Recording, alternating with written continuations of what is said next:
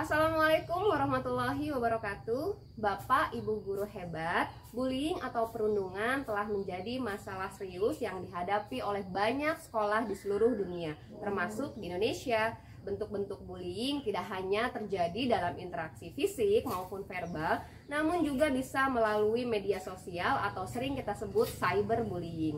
Masalah bullying ini tidak hanya dapat merusak mental dan emosional siswa, namun juga dapat merusak iklim proses pembelajaran di sekolah. Nah, saya Ademistri SPD. Dalam video kali ini saya akan berbagi praktik baik tentang kegiatan P5 tema Bangunlah Jiwa Raganya dengan topik podcast lawan bullying di sekolah.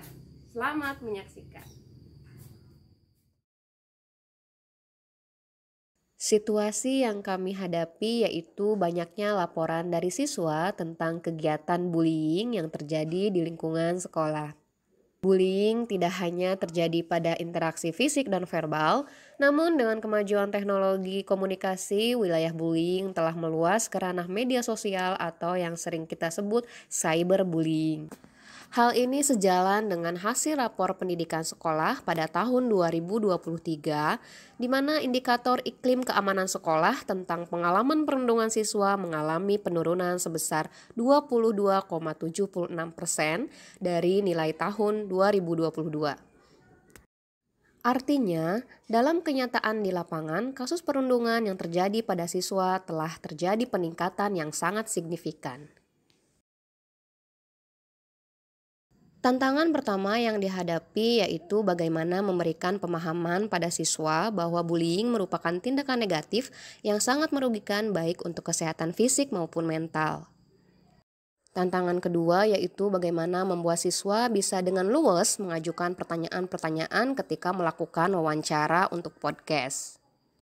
Tantangan yang ketiga yaitu masuk ke dalam tantangan teknis dalam hal produksi podcast, di mana diperlukan keahlian khusus dalam menyunting konten agar podcast yang dihasilkan menarik dan edukatif. Langkah pertama yaitu tahap persiapan. Pada tahap persiapan, kami mengadakan rapat koordinasi antara koordinator proyek dengan kepala sekolah dan seluruh dewan guru. Dalam rapat ini, kami membahas agenda kegiatan serta membentuk tim fasilitator yang akan bertugas pada kegiatan P5. Membuat naskah, nanti ada di sini ya, ada di modulnya ada panduan membuat naskahnya, ya, pertanyaannya apa, jawabannya apa, gitu ya.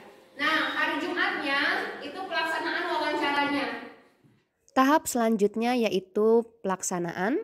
Kegiatan pelaksanaan dilakukan selama 2 minggu yaitu dari tanggal 2 Oktober sampai 13 Oktober 2023.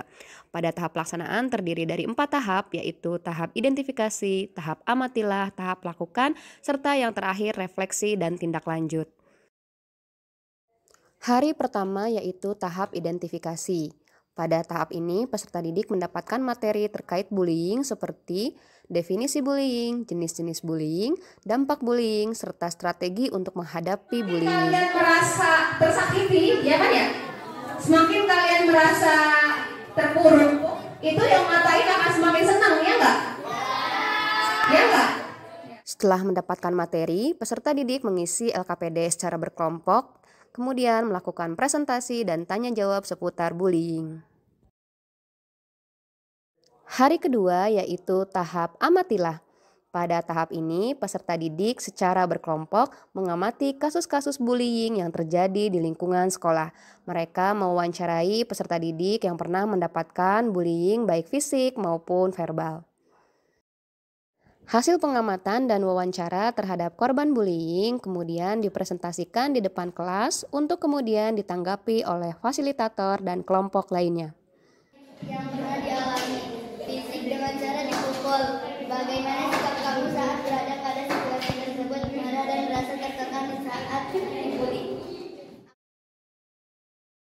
Hari ketiga yaitu memasuki tahap lakukan. Pada tahap ini, peserta didik telah menyadari bahwa tindakan bullying merupakan hal negatif yang dapat membawa pengaruh buruk baik bagi kesehatan fisik maupun mental. Peserta didik membuat poster anti-bullying untuk kemudian dikampanyekan di depan kelas masing-masing dengan harapan mereka dapat tergugah untuk memberantas kasus bullying di sekolah. Hari keempat sampai hari ke-9 masih merupakan tahap lakukan, yaitu proses produksi video podcast. Pada tahap ini peserta didik melakukan beberapa kegiatan, di antaranya yaitu menentukan narasumber serta menyusun naskah wawancara untuk podcast. Setelah itu memasuki acara inti yaitu proses podcast, di mana peserta didik melakukan wawancara dengan narasumber di antaranya kepala sekolah, dewan guru, serta tokoh masyarakat seperti polisi, bidan, dan kepala desa. Dimaksud dengan bullying. Oke, bullying adalah kegiatan yang perilaku yang tidak menyenangkan yang dilakukan oleh seseorang, baik dia dalam bentuk fisik. Setelah melakukan wawancara video podcast, langkah selanjutnya yaitu proses editing video. Proses ini memerlukan keahlian khusus sehingga perlu sekali pendampingan dari fasilitator agar kualitas video podcast yang dihasilkan dapat memuaskan. Setelah video podcast selesai dibuat, kemudian video podcast diupload ke media sosial seperti TikTok, Instagram, maupun YouTube. Tujuan dari dipublikasikannya podcast ini ke media sosial agar dapat diakses oleh siswa, guru, serta orang tua murid. Tahap terakhir yaitu refleksi. Fasilitator membimbing peserta didik untuk melakukan refleksi terhadap kegiatan P5 yang telah dilakukan dari hari pertama sampai hari terakhir. Selain itu, koordinator dan fasilitator juga melakukan evaluasi dan tindak lanjut dari hasil refleksi yang telah dilakukan oleh peserta didik sebagai acuan untuk melakukan kegiatan P5 berikutnya.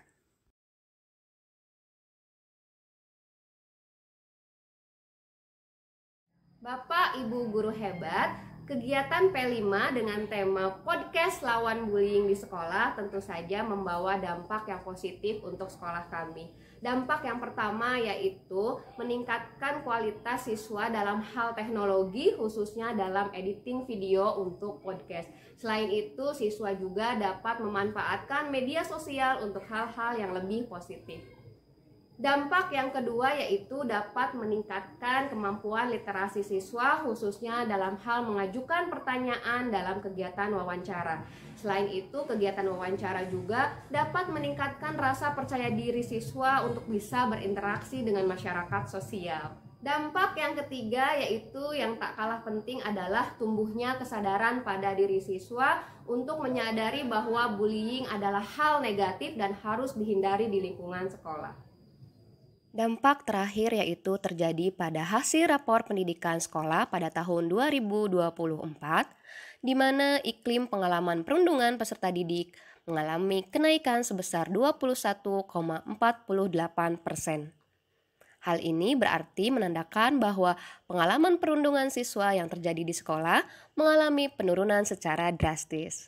Setelah saya mengikuti kegiatan P5 ini tentang bullying, saya jadi tahu jenis-jenis bullying dan cara mengatasi bullying agar tidak terjadi di sekolah ini. Sekian dari saya, terima kasih. Kegiatan membuat podcast kemarin mau wawancarai siapa? Mewawancarai Porli. Bapak Budi. Pak Budi, bagaimana perasaannya ketika mewawancarai beliau? Jadi lebih percaya diri dan berani bertanya. Oke, jadi secara keseluruhan gimana perasaan Agis selama kegiatan P5 ini? Seru. Oke, terima kasih Agis. Bapak Ibu guru hebat, demikianlah video praktik baik kegiatan P5 podcast lawan bullying di sekolah yang telah sekolah kami lakukan. Semoga video ini dapat menginspirasi Bapak Ibu untuk melakukan hal-hal yang sama dalam mengatasi bullying di sekolah. Demikian dari saya. Wassalamualaikum warahmatullahi wabarakatuh.